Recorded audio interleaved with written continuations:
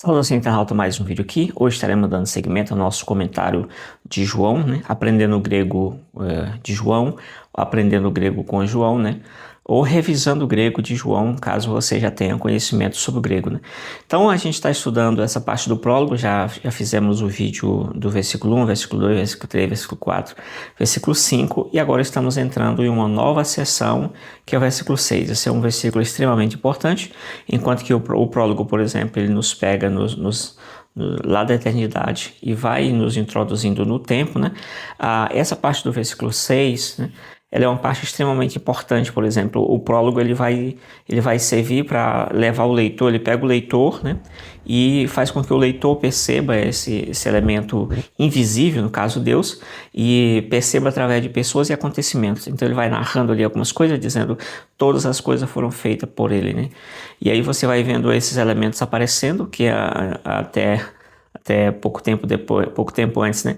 Você tem aí o Deus invisível, o elemento invisível através de Deus, mas as coisas começam a aparecer.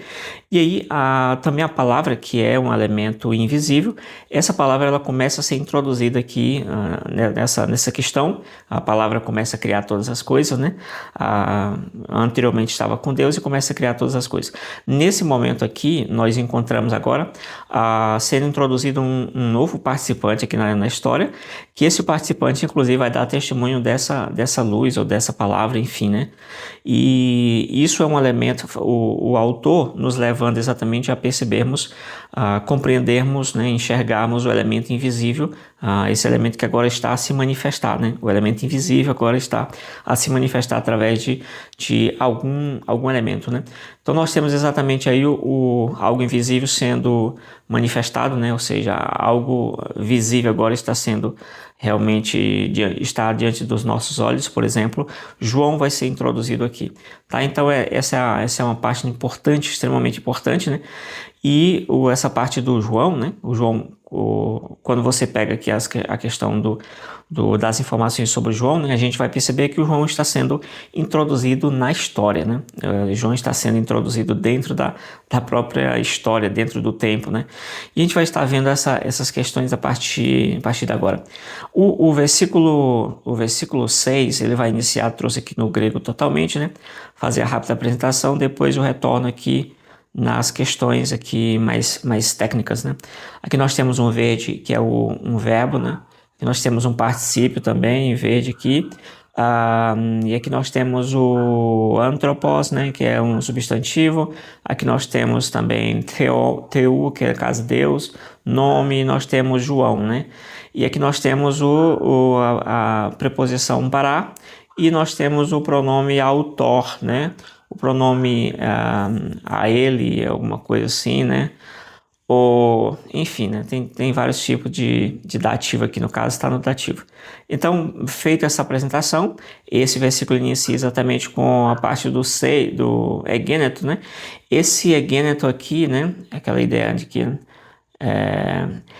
essa parte do egêneto, eu consultei mais ou menos 65 traduções. Dessas 65 traduções, assim como acontece na maioria das traduções em português, esse egêneto ele é traduzido muitas vezes como havia, né? Então havia um homem, né? Então dessas 65 que eu terminei consultando, 35 trouxeram, são traduções, versões em inglês, né? 65. Então dessas eu fiz um apanhado aqui geral de 35, traduzem ali como sendo havia um homem, né, por exemplo, né? Ou 8 delas dizem que fala de que Deus, né? Deus enviou um homem, né? Em vez de dizer que havia um homem, né? Eles dizem que Deus enviou um homem, porque Deus aparece como agente desse envio aqui, né? Então o tradutor já colocou Deus lá como no início da frase, da oração, enfim. Nós temos aí 5 delas que disseram que um homem, né? Um homem chamado João foi enviado assim. E os 7 dessas traduções colocaram que chegou um homem. Então, tanto a ideia de que chegou, essas questões que a gente vê, essas ideias vão trazer, essas traduções vão trazer não somente a ideia de que havia um homem, mas a ideia clara de que João passa a existir, né? Uma existência de João. Essa existência é contrastada ali através dos elementos que estão sendo colocados aqui, em vez de colocar, por exemplo, Egeneto, né? O João coloca aqui no versículo 6 o verbo Egeneto, que é o mesmo verbo, o ginomai, né? Egeneto, né? Que aqui está exatamente no auristo, né? É o auristo do indicativo, né? Então, havia, nossas traduções, a gente conhece muito mais como havia um homem, né? Então, isso aí é exatamente aquilo que João quer colocar. O interessante é que esse versículo Egeneto, ele se conecta muito lá com os versículos anteriores, tipo o versículo 3, que você tem 3 Egeneto ali, né? Todas as coisas foram feitas por ele, nada do que foi feito se fez ou veio a existir, né? Então, você tem 3 verbos no auristo ali, e para alguns autores esse Egeneto que ele vai exatamente está fazendo uma conexão, um contraste com o versículo anterior, né? Essa parte aí. E aí nós temos exatamente já comentamos aí sobre a questão do Egeneto, né? João inicia esse versículo 6 com Egeneto, a ideia do verbo, né? Que é traduzido por parte como existiu, então havia, né? Não é nem a ideia de que ele existia no sentido de que como um ser humano normal, mas é a ideia de que ele passou a existir, né? É exatamente isso aqui. Então, João estaria sendo introduzido na história a partir desse verbo, né? Do verbo auristo indicativo. Estava exatamente sendo introduzido no tempo. Esse é o elemento que João quer colocar, em contraste com o próprio logos, que por exemplo, usa lá o eimi, né? O tempo imperfeito do eimi, que exatamente tem aquela ênfase lá que a gente dá nas questões da eternidade, né? Ele estava no princípio com Deus e tudo mais. Aqui não, João passa a existir realmente no tempo. João ele é introduzido de alguma forma no tempo, né? Esse aqui é um elemento que João quer colocar, trazendo aquela história, aquela narrativa lá da eternidade, e ele vai afunilando essa questão, inclusive até no final trazer alguém para testemunhar dessa palavra, no caso, testemunhar dessa luz, né?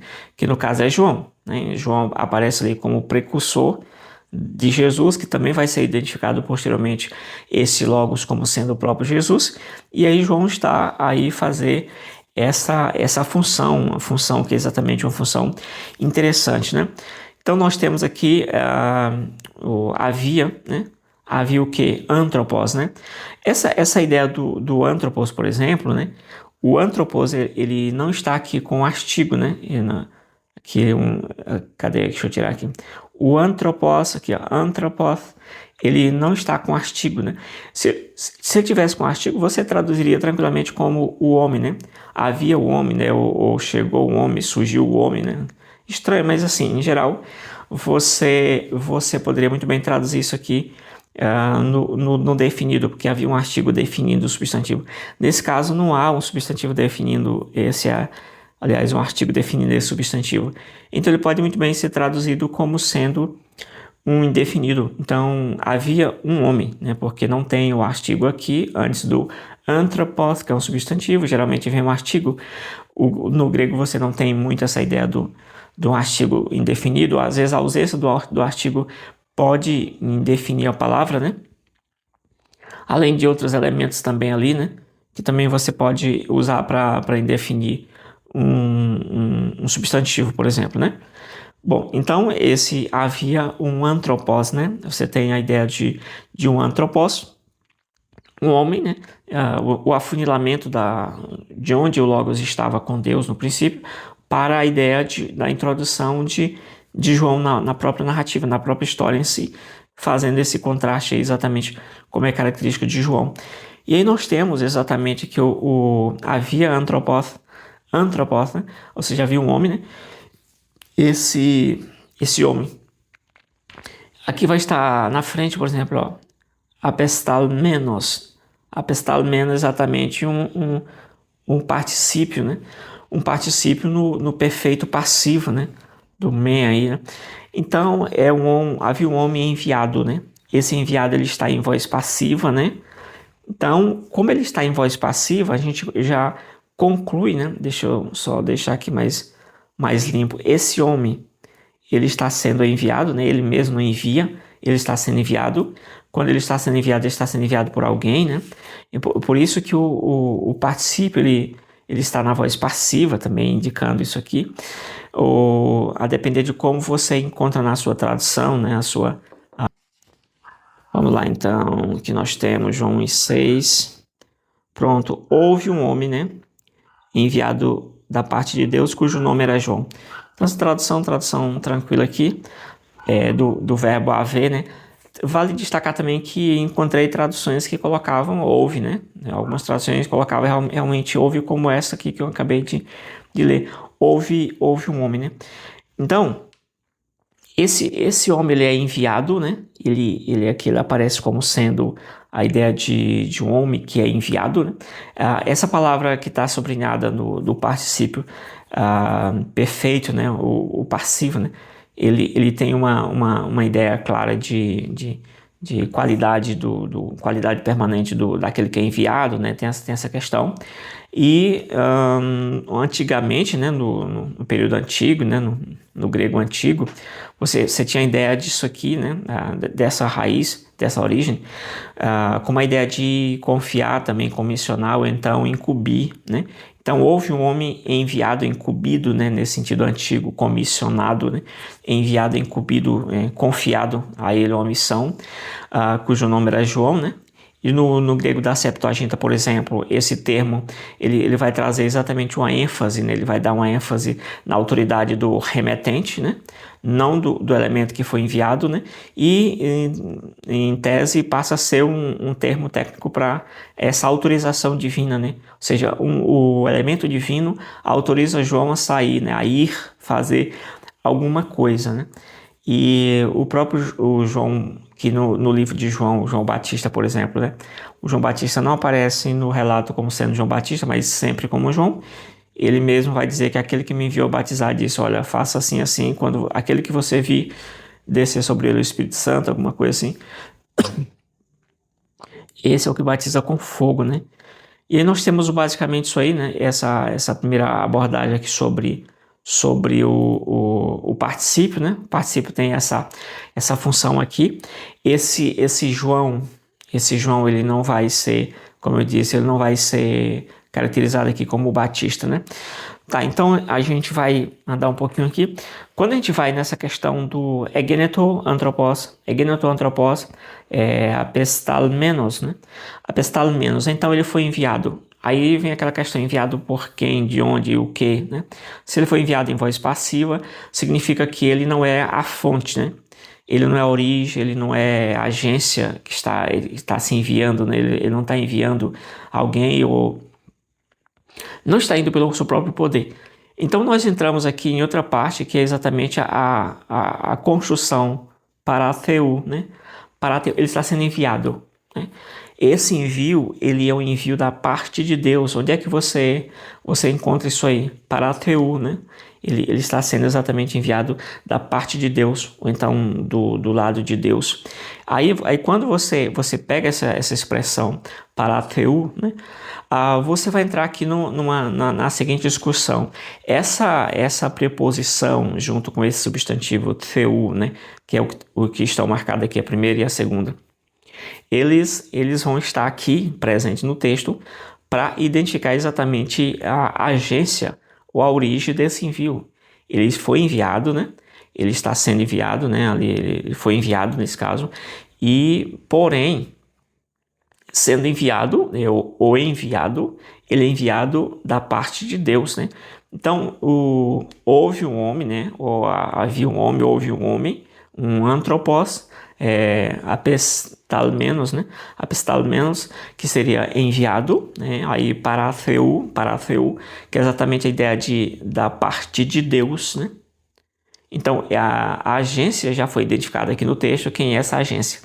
Mesmo que você, ali na narrativa do prólogo, ali, até chegar no versículo 6, o Logos, ele é o elemento de proeminência, o elemento que aparece ali em primeiro plano, a gente poderia dizer isso, né? Mesmo Deus sendo o elemento, o chefão, o guarda-chuva ali de tudo, né? o Logos, ele aparece como sendo o que está com outra pessoa, ou seja, o elemento da narrativa, o elemento principal é o Logos ali, mesmo ele estando com uma pessoa importante, né? Em termos de importância, o pai é o grande guarda-chuva. Agora, em termos de importância na narrativa ali, né, o elemento principal da narrativa é o Logos. Inclusive, é a história do Logos que o prólogo vai estar a desenrolar, né, da eternidade até chegar no humano, né, no João, que é exatamente o Jesus, né, identificado como Jesus, se tornou humano, Deus se tornou humano, e é isso, né? Então, o elemento da narrativa é exatamente o Logos. E aí, quando você tem paratheu, isso aí identifica exatamente qual a agência. O que é que isso traz? Qual que seria a ideia dessa questão? Que a saída de João, ela não se dá por iniciativa própria. Ela se dá por causa de Deus, ou em virtude de Deus, como sendo a agência, ou então essa fonte originária de onde o João, a ideia do envio, né, parte, né? Aí nós temos essa parte em alguns momentos, essa estrutura, né, essa estrutura de ser enviado por Deus, tal. Em alguns momentos você pode entender que ela teria, né, um foco no elemento enviado, poderia ser colocado o foco no elemento que vai ser enviado, né? Mas basicamente é muito mais plausível que o Pará ele vai trazer exatamente uma ênfase sobre a origem do enviado e não necessariamente a missão. É essa questão que eu queria colocar aqui. Tá, então é isso. Como o elemento principal, o elemento de foco aqui, é exatamente na origem do enviado, João adiciona exatamente essa parte aí, paratheu, que ele é enviado da parte de Deus. Então, a origem do enviado, dessa questão, essa ênfase no enviado, é a ênfase que deve prevalecer, né? Não no enviado, mas na origem que ele tem, né? E esse envio é da parte de Deus. Então, esse é um elemento extremamente importante aqui que nós não poderíamos deixar de destacar para esse comentário nosso aqui. Então, nós temos aqui exatamente o auristo, né? O auristo iniciando o texto, o verbo geneton, né? No auristo, né? Do ginomai, no começo, depois vem anthropos, que é homem, né? Havia um homem que não pode ser traduzido como humanidade, né? Aqui é uma pessoa específica, né? Havia um homem, né? Houve um homem, né? Enviado por Deus, da parte de Deus, onoma auto Ioannes, né? Ou seja, cujo nome era João, ou João era o nome, né? Quando você vai para essa questão, né, aí que você entra que é defendido por alguns autores como sendo uma ideia mais parentética, né? A ideia parentética basicamente que você tem ali uma explicação nessa parte, uma explicação, é uma forma de explicar mais alguma coisa sobre o elemento descrito ali, né, o ser, sem que você quebre a estrutura do próprio prólogo. Então você coloca meio que uma estrutura parentética e uma exceção parentética ali, né, dizendo que houve um homem enviado por Deus, né, o nome desse homem cujo nome era João, Onoma, né. Então nós temos aqui essa questão, né, que é uma questão mais técnica, né? Então aqui nós temos o nome, né? Nome, né? O nome, e aqui nós temos João, né? E aqui nós temos no meio o autor que é um pronome do dativo, né? Tem hora que eu estou pensando uma coisa eu falo outra, eu acho que falei o dativo, e às vezes seria acusativo e tudo mais, ou um verbo, alguma coisa assim. Acontece, né? Você está muito focado aqui, às vezes falando até no automático, né? E aí você às vezes direciona uma questão. Mas aqui você tem claramente um dativo, tá? Um pronome aqui no dativo. Esse pronome é dele, né? O nome, né? Traz a ideia aqui de um dativo, na verdade, que havia um homem enviado por Deus, cujo nome era João. O cujo, né, ele sai dessa estrutura aí, cujo nome, né, o nome ele é um elemento importante quando você vai fazer a tradução. Então, você poderia inverter? Poderia, né, João é o nome dele. João é o nome dele, poderia, mas assim, em geral, você traduz mesmo direto, porque o onoma, ele tem uma força muito grande quando ele está no início, se ele apareceu primeiro, ele tem uma força muito grande em relação ao restante do nome, né, que nome de quem, né. Então, o nome, ele aparece geralmente primeiro, né? Tem essa força aqui que a gente poderia estar a citar aqui. Bom, então nós temos aqui um dativo de posse, né? Esse nome, ele pertence a João, né? O João, né? Alguma coisa assim. João é o nome dele, né? Dessa pessoa, né? Desse homem, né? O João, né? É dele, desse homem. Esse aqui ele está buscando, ó, o nome é o nome dele, né? Dele quem? Antropos, né? Ou então desse homem enviado por Deus, né? Poderia ser da estrutura toda, mas enfim, a referência ao antropos, ao homem, né? Que na narrativa é o homem enviado por Deus, ou enviado da parte de Deus, toda essa questão. Mas aqui é claramente uma referência ao homem, houve um homem. Esse homem que nós não sabemos, o nome desse homem, não sabemos até agora, e aqui vai ser introduzido o nome desse homem. O nome desse homem é o quê? Ioannes, né? Ioannes é o nome desse homem. E esse dativo aqui é um dativo de posse ou alguma coisa nesse sentido, né? De possessão, né? Acho que isso aí está em Wallace na página 150, né? Salvo engano, é isso aí, alguma coisa nesse sentido, tá? Então você tem essa ideia aí. Esse é um texto extremamente interessante, né? E é um texto que traz elementos, já trouxe um elemento de um particípio ali, um elemento novo, né? Um elemento importante. E algumas palavras a gente já conhecia de outros textos, né? de outras passagens. E aí fica a questão aí para a gente ir avançando no estudo do grego, né? Então, quando você tem, por exemplo, quando você tem um substantivo, né? Quando você tem, por exemplo, um sujeito parentético, né? Nesse sentido que alguns autores chegam a dizer, ele é o sujeito dentro de uma oração explicativa, né? De outro sujeito, ou seja, um sujeito que está dentro da oração, uma oração explicativa, né? Um sujeito ali que está dentro de uma outra oração, está explicando com uma espécie de parêntese, né? É basicamente o que você encontra aí nessa questão aí sobre o sujeito, ou então a estrutura parentética que João termina aqui colocando, né? Então, basicamente isso aí, né? O nome, né? O nome dessa pessoa, né? Para ele, na autoi. Então, o nome dessa pessoa aí, esse autoi é exatamente um dativo, né? Então, esse dativo é um dativo de uma ideia de pertence, né? A pessoa mencionada, ela pertence a alguma coisa, ou o objeto pertence a alguma determinada pessoa e por aí vai. Então, espero que você tenha gostado do vídeo, né? O vídeo foi um vídeo assim um pouco mais calmo, mais tranquilo, a gente tentando aqui fazer algumas explicações, algumas questões interessantes. E é isso, espero que você tenha gostado aí do vídeo em si, né? Da apresentação, né? E aí nós temos o próprio João não aparecendo aqui nessa narrativa do evangelista João como sendo João Batista. E a gente poderia se perguntar em relação a isso aí, por exemplo, por que isso acontece, né? Seria, daria até outro vídeo também, né? Era porque o João era muito conhecido, que não precisava dizer que era o Batista? Seria o quê, né? Seria uma ênfase na tarefa da pessoa, né? Na tarefa da pessoa quanto à sua identidade, o que seria ali, né? Por que João não traz exatamente essa ideia do Batista, né? Porque não batiza no livro, né? Ele só conta ali um pouquinho da história rapidamente, mas lá mesmo não aparece o batismo. Então, o que acontece ali com João, né? Então é isso. Espero que tenham gostado, acho que a gente já comentou aí, né? E aqui tá a nova camiseta do canal aqui, né? E aí, não sei se você viu no início aí. Mas é isso aí. Valeu, fui.